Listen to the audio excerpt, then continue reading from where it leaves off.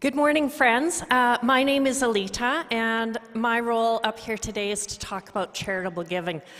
Nobody likes to talk about money, but the reality is that it does take donations, giving, finances to make places run.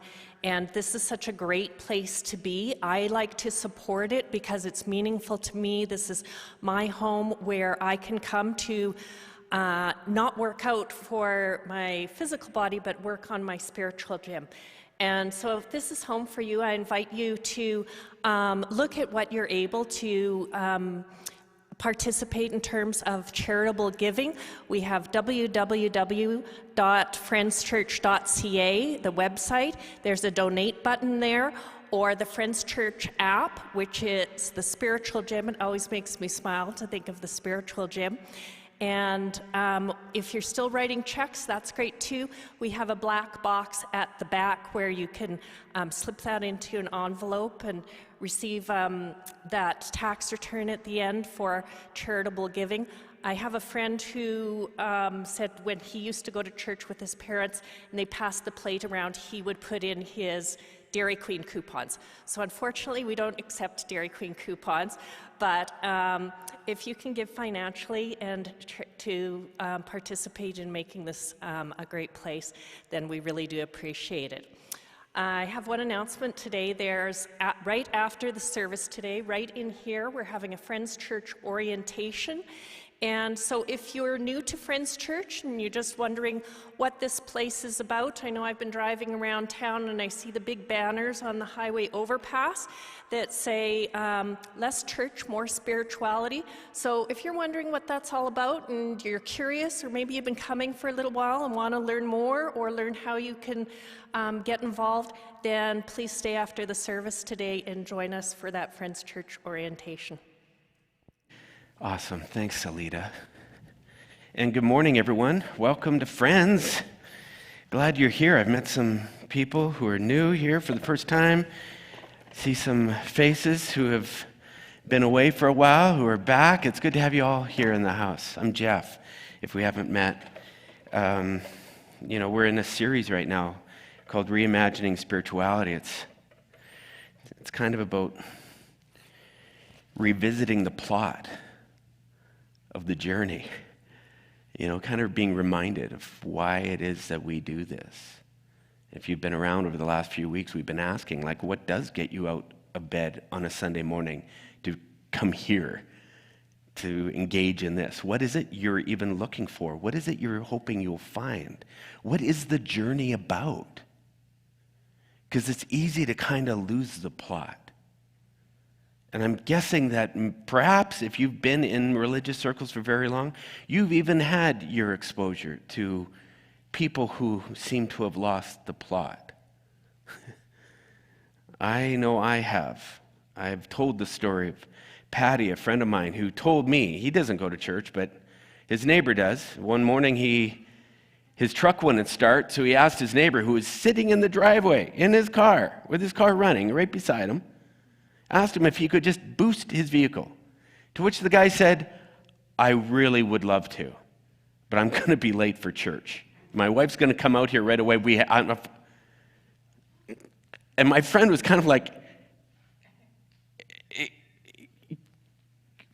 okay, so helping other people's not part of the gig, okay? Whatever. I remember years ago coming through the lobby of a church that I was working for, and a guy came out of the auditorium where the service was about to start, and he is wigging out. He sees me, he knows I'm one of the pastoral team. He comes up to me and he says, Jeff, you need to do something right now. There's a guy in that auditorium who's wearing a hat. And I wasn't picking up what he was putting down. I'm like, what does the hat say? What and so then he starts quoting a scripture that talks about keeping their head covered in this, this banning of head coverings in a service. So he had a very literal reading of the Bible. He believed that this was very upsetting to God, that he would be wearing a hat in church. Get him pulled out of here. Once I figured out what he was getting at, I'm looking at him, my jaw is hitting the floor, going, you think that would be so disturbing to God? Of all the things someone could do, that is something that someone should be lynched out of a service for. Wow. Okay. Losing the plot. You know what can start out as such a life-altering, exciting spiritual quest, full of curiosity and wonder, open-mindedness, can for some quickly digress into a rigid ritual, loaded with certainty and judgmental attitudes toward anyone that doesn't see or believe or act the way one acts. I'm guessing that perhaps in your lifetime you've observed this happening, whether in you or someone you knew, someone you watched from a distance. Which is why it can be a really healthy thing to just take a step back for a few minutes and just look as objectively as you can at what it is this journey has become for you. What you're doing here and why you're doing it. People throughout the ages have learned to take steps back. Just go, hang on a second. Can someone just clear this up? Like, what's the point of this again? Guy comes to Jesus one time and he's going, look at, you've been talking about a lot of different things. There's a lot of different commandments that you've mentioned or whatever. It's hard to keep track of all the different things you've been talking about. Is there one that's more important than the other? Can you just kind of like help me out here? Because my focus is like all this. It was interesting how Jesus responded. He said, look at, love God with all your heart, with all your passion, and prayer and intelligence. And he said the second part to that is love others like you love yourself. He said basically it all kind of gets, if you were to wrap it all up, it all hangs on these two principles. Some would argue three there. Loving God, loving your neighbor, and loving yourself. So a number of years ago, we were stepping back from church. We were still a team, we were still leading this church, but we had a season where we were just like going, what the heck is this really about? Like, we're doing a lot of stuff, but is this the point? Is what we're about the point of it all? And we found such comfort and direction in these words of Jesus. We said, what if it is that simple? What if love is the point? And everything that we were doing, everything that we're inspiring kids and students and adults in this thing, if everything we talked about on a Sunday was leading them to love better, why does it have to be more than that? Why can't we just go end point right there? At the time we found this metaphor of water, and we just said, take water. Some of you were around in that season where we just said, look, at water is anything that you've got within yourself, within your resources, to be able to make your world better. Take water. Find what it is you can do and give it away. Love your world. Love those people in your life.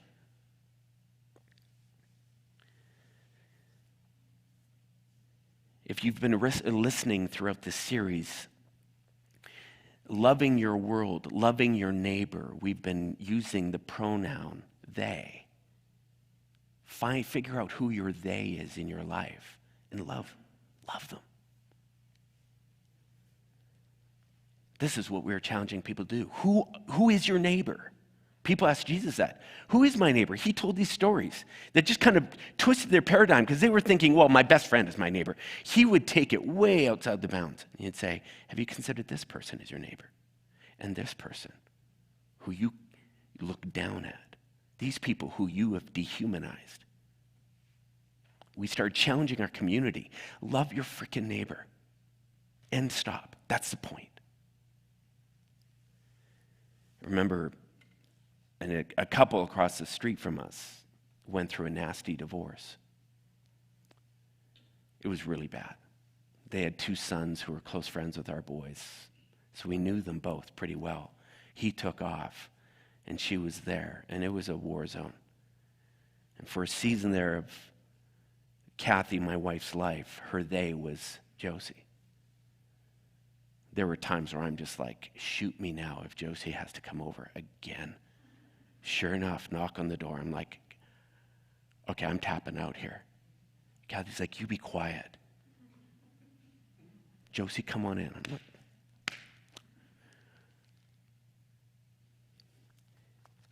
I remember the different ways that people within our community, I remember watching a guy take his his nephew under his wing. His brother was going through rehab. His brother's wife was working 2 jobs trying to pay the bills, and here was this kid, just neglected. Guy says, that's my day.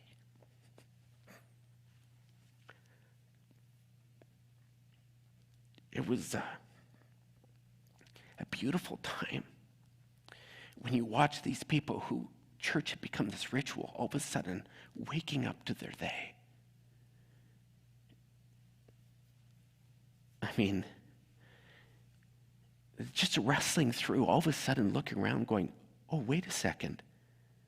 You mean this person who's been in my life, who's going through this thing, that could be part of my spiritual journey right now, is caring for this person?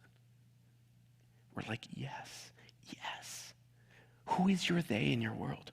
Find them. Open your eyes to them. They're probably right there. And realize it's just not an inconvenience. It may be as big a part of your spiritual journey as anything else you do. Oh, it was so exciting to watch what people were waking up to. We began challenging people to shift from this egocentric, self-centered way of living to thinking about their they. As we narrowed and sharpened the focus of the journey, as we kind of sharpened focus around the plot, it was fascinating to watch the different responses. To see people for the first time, I mean, just that person, those people, that group of people in their lives for the first time, they just saw their spiritual meaning in the giving that they were doing and loving. But there was some who this was a very difficult shift for.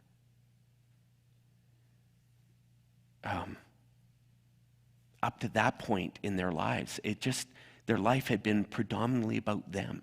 In fact, many of them came into the spiritual journey, came and found friends, asking the question, how can you make my life better? Like, is this going to add wealth? Like, will this like twist God's arm and he's going to kind of throw me a bone from here on in? Like, you could see the kind of the different orientations people came in with. When we started talking about taking water and giving yourself away, there was like this. I'm thinking about this guy, I'll call him Steve. Steve never grew up in church. In fact, religion kind of had always scared him. He was a single guy. He was in his early 40s, very successful engineer in oil and gas. Some difficult personal circumstances led him into the door of friends, and he was hoping that what the experience would be to kind of help him feel like he got his life back and his mojo back and whatever. By his own admission, Steve had always said that he did life on his own terms. It was his way or the highway. And whether that was relationships, whether that was at work, with his family, you name it. It was like, if I want to do it, I'll do it. If I don't, I ain't doing it. It's how he kind of has lived his life. So obviously, I mean, just judging on what I've said there, his relationships were a little in trouble. In fact, he came in very lonely, not being able to connect all the dots. When he came in, he was asking the question, how can you make my life better? So when we started talking about this taking water thing, he was like, I'm not sure about this. for these kinds of people, and it was like a portion of our community, this other-centered focus was so counterintuitive that for some it was a deal breaker. They're like, if that's the plot of this, I think I'm out. That's not what I'm looking for. Let me ask you something. How easy is it for you to give up something of your own for the sake of others? Like your night off, or day off, some resources. See someone in need and they just need to talk. Like, how easy is it for you to all of a sudden take what was your plans and reroute to be able to meet the need of someone else? Is this a part of your journey? Yet? Like, have you thought much about how it is that you take water in your world? How you give back? How open have you been to the they assignments that perhaps have been around you in your life?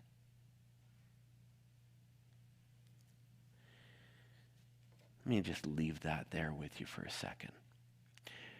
What was fascinating is that while there was this one part of our community that were kind of going, I'm not sure about this they orientation, who, they had a very particular way of how they wanted to do life. That was that group. There was this other group who, they just seemed to clamp onto this idea. For them, their they was so clear in their mind. It was just, of course, when we start talking about this being the plot, they're going, yes, that is it. These people came out of the woodwork, this portion of the crowd. They were the ones standing, when we'd start talking about this stuff, they're like, they couldn't get enough of it. They're like, let's go. I remember one woman, she took her hairstyling, her hair cutting skills. She began cutting hair of homeless people down at the mustard seed, giving a day of her week, or morning of her week. She'd go down there just cutting hair. Oh, it's amazing. Difference she was making in some people's lives. Some began volunteering, different local humanitarian groups, brown bagging, in from the cold. Some began donating blood and platelets and plasma. Some were getting involved in the food bank. Big brothers, big sisters. The amount of collective energy that it went from 0 to 100 overnight. People locating their they. And they're going, yes, I believe. Some people said, I'm not sure about some of that, but I can raise money. And they began jumping on these different causes. Some were running and biking. Some were sponsoring stuff. Some people said, my they is my kids that I've been ignoring. Some said, I've been a poor kid to my parents. Like it was like zzz, zzz, and what was coming out was so beautiful. The stories every week that we were hearing of people the water that was being taken. Oh, it just chokes me up. And to watch what it was doing in them. At least initially. As these people and these stories were told, man, we tell the stories. These people were like heroes, man. Like right up there with Gandhi and Mother Teresa, man. You'd see the volunteer of the week or the person that get up there. I don't know who this woman is. I just stock image, but for example. And so we'd find these people. We'd be like, yes, you got it. Well done. And they'd be like, yeah. At least initially. But over time, we began to spot some troubling patterns within this group of people who had this strong they orientation. It was just so natural to them. Over time, we began to notice a tendency in many of them to extend themselves too much. It's like they wanted to give and give. They'd say yes to one too many things. Sometimes they had difficulties saying no. They went from this and then to that and then to that. And then at some point you would notice, or they would notice, an area of their life that was being neglected. But then they were roped into all this stuff, and so the conflicts began. Some of them didn't know what to do, so they just kept trying to do it all, which often led to incredible frustration, resentment, a little passive-aggressive behavior toward these causes and these people that they're involved in. They're angry, down deep, and yet they continued. Over time, you watch enough of this. I've told you my story. I was part of this group. You become aware that the motivations for doing all this good stuff is not just as altruistic as we believed it was. There were things some of us in this group went looking for to get from giving, to get from loving. It's kind of like a give to get. There was expectations loaded into it. You get into the middle of it, and then it didn't work out the way you saw it. It's like, or there was unhealthy drivers that were pushing us to say yes, combined with this inability to say no. Man, I'm telling you, when you struggle in this place, what it leads to is just these short-term assignments that leave with on a sour note. People going, I ain't doing that again. I'm out. These people trying to earn the love of others, approval of others, applause of others, whether it was family, friends, church leaders, even God. Last week, Vince talked about how religion has propelled these beliefs that you need to stop focusing on yourself and give yourself away sacrificially. And that will earn you the trophy. People feel bad about taking care of themselves, bad about saying no to things, because that would be wrong. Why would you say no? You're just being selfish. These things can drive wedges between people and who they are. You begin to adopt this kind of belief system that says what you want, what you need is unimportant. In fact, going even to the extreme of saying it's sinful, it pisses off the more than out there. Man, it leads to some dark, dark spirituality. We began to realize that just as important as loving others, going back to Jesus' words, you need to love others just like you love yourself. There is this implied importance of taking care of who you are as an individual. Sadly, as Vince talked about last week, this focus on our I, who I am, what I need, it's been villainized. And not just in church circles, but you can see it culturally. And he mentioned this, the number of mothers today that struggle, that live in shame when they want to put their own needs ahead of sometimes others, who have neglected themselves so badly because they feel guilty, because taking care of themselves just doesn't feel right. It's wrong.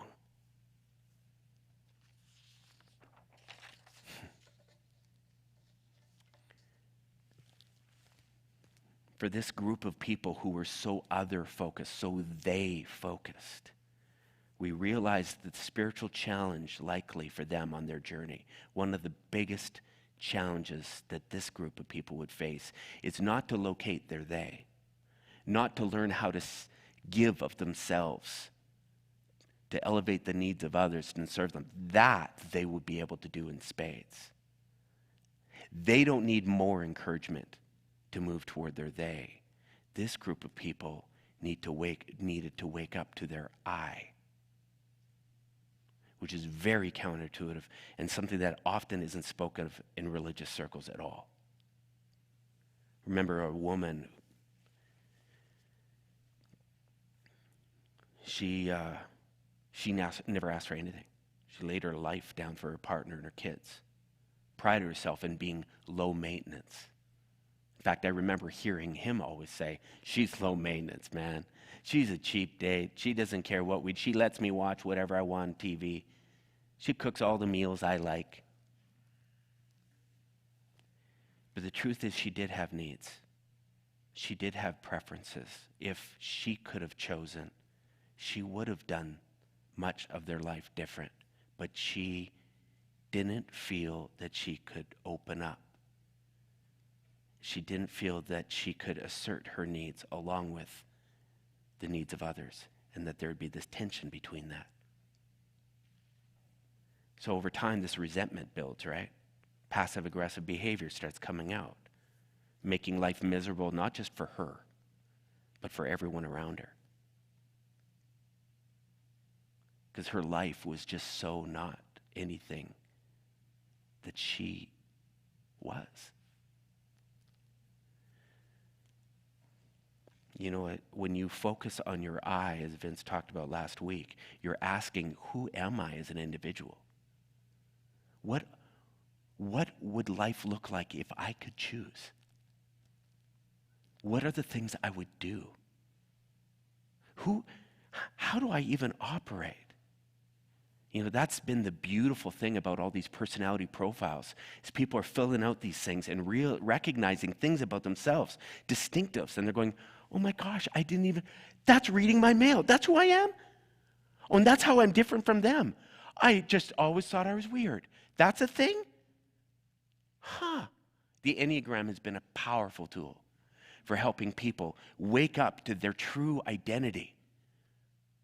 Realizing, wow, when I'm unhealthy, when I don't acknowledge who I am, and I start seeking to get my needs met in all these unhealthy ways, that's when my life goes dark.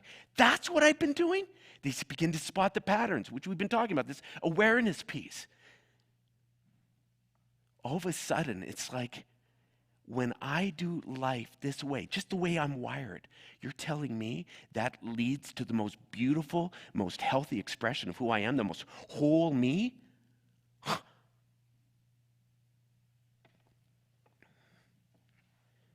It's the most amazing thing. When you learn to have a healthy understanding of who you really are, and you find a way of devising your life that honors that, in addition to all the other stuff, something drastically changes. But when you ignore your I, just like when you ignore your they, it can lead to an impotent spiritual life. I'll just warn you that right now.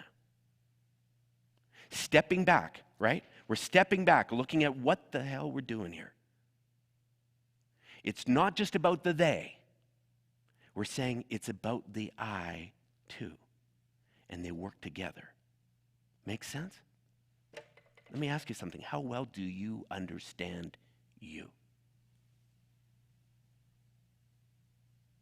Have you taken time to really look at who you've been, even from the time you were young? Can you spot the patterns? Can you see the unique qualities and characteristics of you as opposed to, say, your siblings, people around you? Have you been able to name them and honor them and go, this is me? Have you been able to be honest about it? Have you been able to look at people around you and go, whoa, whoa, whoa, whoa, whoa, no. Yes, you get your turn. Now my turn. How well do you speak up for yourself? How comfortable are you in drawing boundaries and saying no to even people you love in your life to protect who you are? Just how well do you take care of yourself and honor you? Now, for that first group of people I talked about, this Steve guy, he knew his I. Oh, he had no problem saying, hey, here's my agenda. Here's who I am. Here's what I am. No, you don't like it? Beat it. Hit the road. Dun, dun, dun, dun. That group of people, they know their I. But this other group of people, these they-oriented people, finding the I was the biggest agenda on their spiritual journey.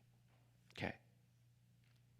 Let me just ask you this. If you were to look over your patterns of your life, can you see yourself leaning to one orientation or the other? Your I or your they? No judgment. Can you spot which one comes more naturally to you than the other? Which is most difficult? This is pretty damn important information, because this will inform your spiritual journey.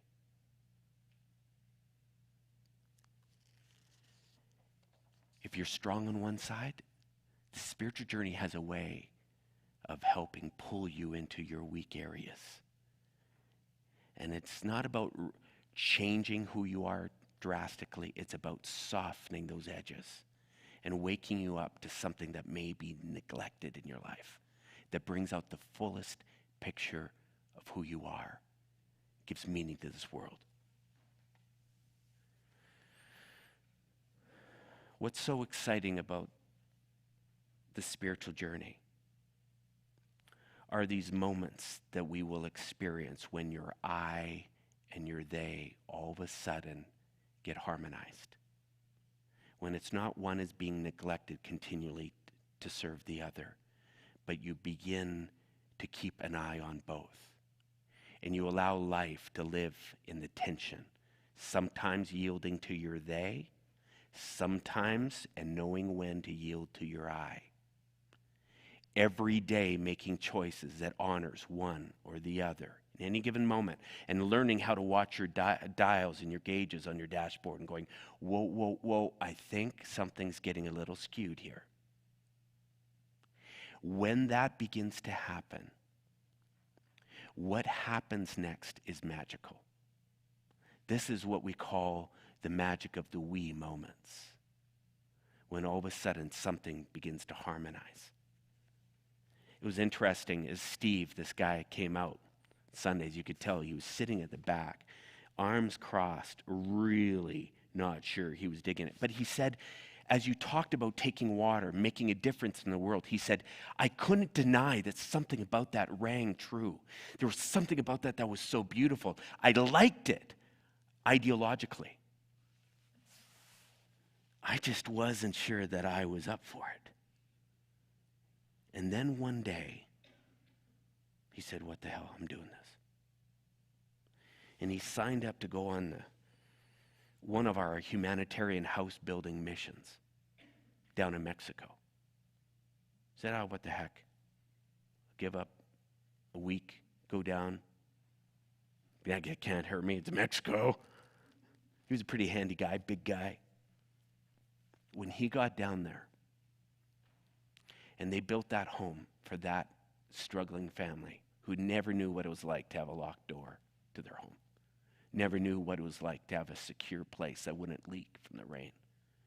And they turned over the keys to that family. It broke him. He woke up to his they.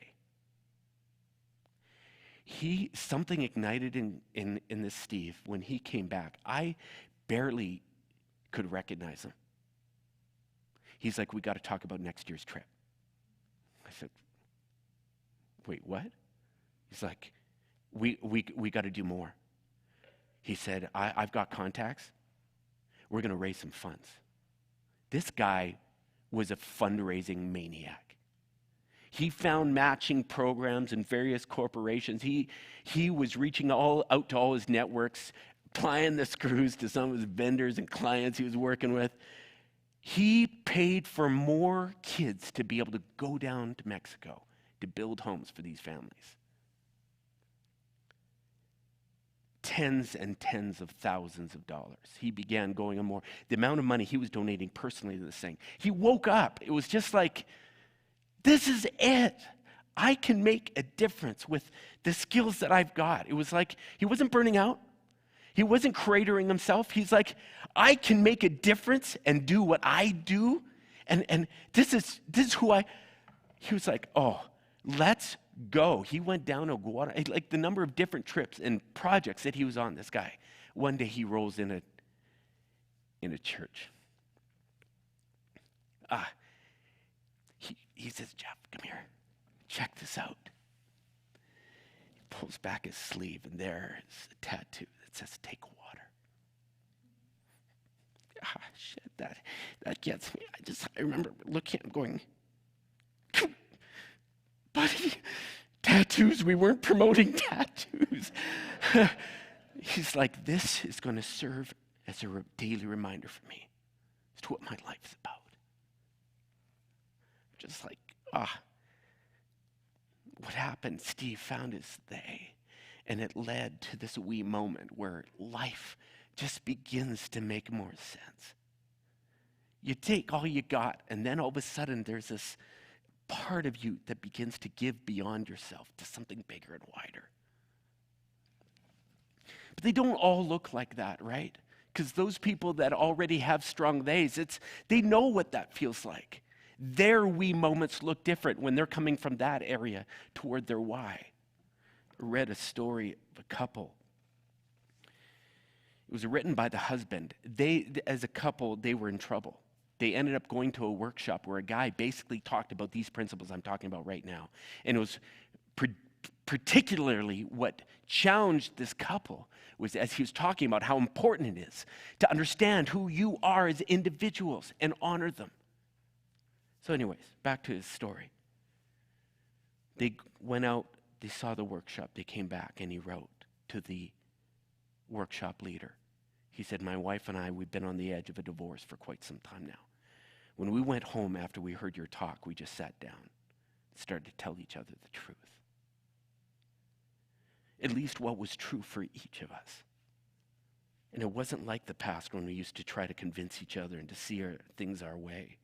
It wasn't about one of us being right, pointing the finger at the other person saying you're wrong. It was just us sharing our perspectives, honestly. It was confessing exactly what we had been experiencing for a long time, each of us in our own world, right? Confessing the fact that we felt separate and distant from each other. Confessing the very secrets that were causing us to feel separate and isolated. We actually just sat there taking turns telling each other our honest feelings. It wasn't that we weren't trying to work, coming to some kind of conclusion. We were simply, listen to this, coming out of hiding. We talked from 11 till 3 in the morning. Sorry, that last part you don't need. He said it was the most extraordinary evening of my entire life. Not just coming out of hiding with my partner, but with myself. Coming out of hiding, that is such beautiful language for what it looks like when you move to your I. You begin to wake up, not just to see it, but to honor it.